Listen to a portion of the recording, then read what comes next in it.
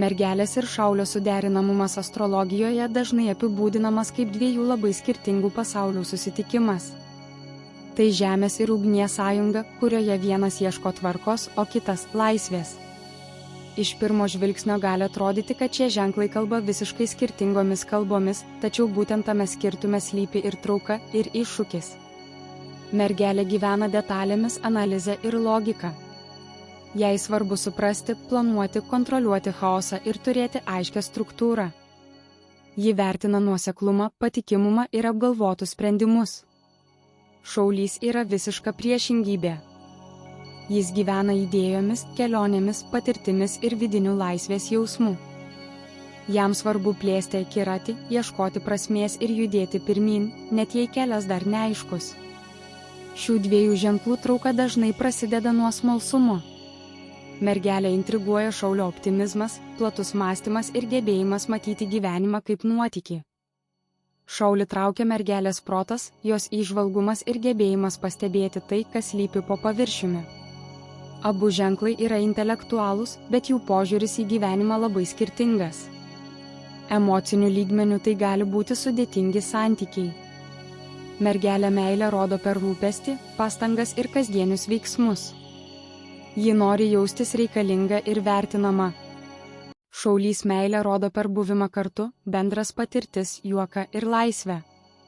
Jam sunku jaustis suvaržytam ar nuolat vertinamam. Dėl to mergelė gali jaustis nesaugi, o Šaulys kritikuojamas. Didžiausias šios poros iššūkis yra požiūris į atsakomybę. Mergelė nori aiškumo ir stabilumo, Šaulys spontaniškumo ir erdvės. Jei mergelė bando kontroliuoti ar taisyti Šaulį, jis ima tolti. Jei Šaulys ignoruoja mergelės poreikius ir detalės, ji jaučiasi negerbiama. Konfliktai dažnai kyla ne dėl jausmų stokos, o dėl skirtingo gyvenimo tempo. Bendravimas čia yra raktas. Abu ženklai mėgsta kalbėtis, diskutuoti, filosofuoti. Jei jie išmoksta neteisti, o klausytis, ryšys tampa labai augantis. Šaulys padeda mergeliai pamatyti platesnį vaizdą ir neįstrigti smulkmenose. Mergelė padeda Šauliui nepasimesti chaose ir paversti idėjas realiais veiksmais. Intimumas šioje poroje dažnai būna nenuspėjamas. Šaulys atneša aistrą, žaismingumą ir spontaniškumą. Mergelė – jautrumą, dėmesį ir gilumą. Jei tarp jų atsiranda pasitikėjimas, šis derinys gali būti labai įdomus ir gyvas. Tačiau jei trūksta emocinio saugumo, intimumas gali tapti paviršutiniškas arba nenuoseklus. Ilgalaikėje perspektyvoje mergelės ir Šaulio santykiai reikalauja brandos. Tai nėra pora, kuri natūraliai įkrenta į stabilumą.